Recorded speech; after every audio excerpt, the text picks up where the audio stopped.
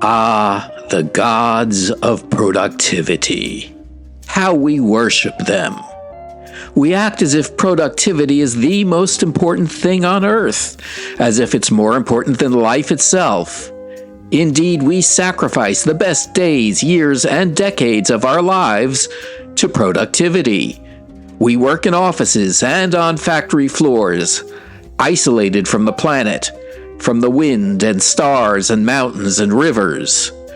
We spend our time inside, destroying that planet and wasting our lives. In return, we sometimes get stuff, or at least the promise of more stuff. And maybe sometime in the mythical future, we can stop going to the office and factory and, with whatever minimal energy and time we have left, finally live. Unless, as we increasingly find, we can never retire and die at work. In which case, we wasted our entire lives working to destroy the planet and doom our own children.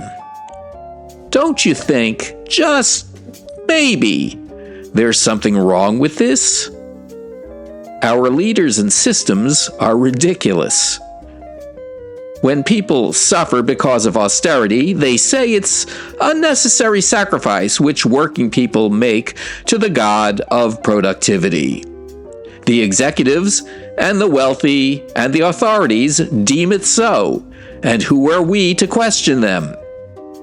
If the authorities say we need inflation through tariffs, some of us may object, but we can do nothing. We put our heads down and go back to work as we are told. We are passive, obedient, and true believers that all of this sacrifice is necessary and good and character building. It must be, otherwise, why would everyone be going along with it? And who wants to be the fool who brings attention to himself by openly objecting, by speaking out, by offering a better alternative and a way to get there? I do. We do. We are the Saners. We are not just a climate group. The Saners is a small but growing worldwide movement. We are in more than 20 countries, but we plan to be everywhere. Our objectives and methods have broad appeal because they reflect people's hearts and because they are bold yet realistic. We want out of the rat race. We don't care about abstractions, ideologies, and all the lies told to keep us in line. We are done listening. The Saners started as a climate group, pledging ourselves to listen to the scientists and do what's necessary over the objections of authorities to prevent climate collapse. But our vision expanded. We now intend to solve the entire polycrisis.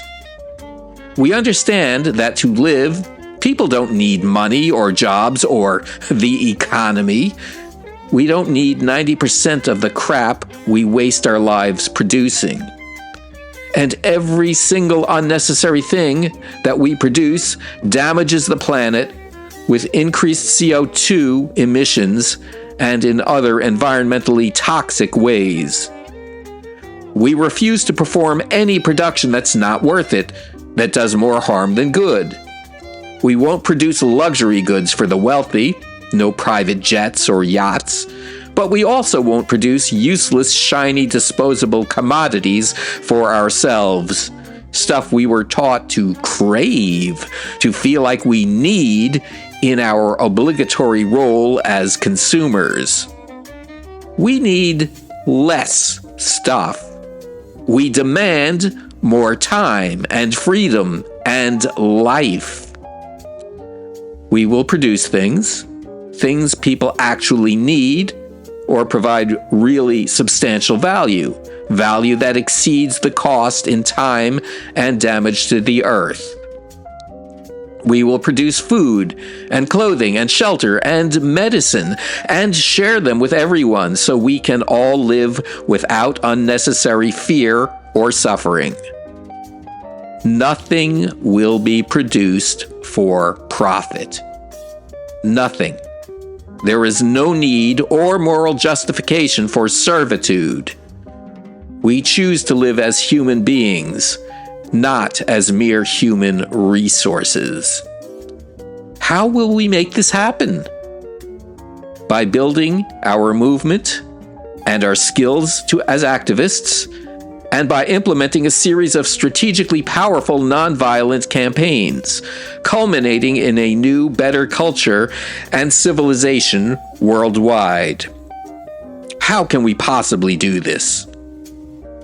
By learning from history, because people power has dislodged dictators and humbled empires and forced moral progress against the most fearsome of foes. We learn from Gandhi and King and countless less famous people who further expanded our knowledge and capabilities to fix a broken world. Join us. Be a part of the solution. Sign up at wearesaners.org/join.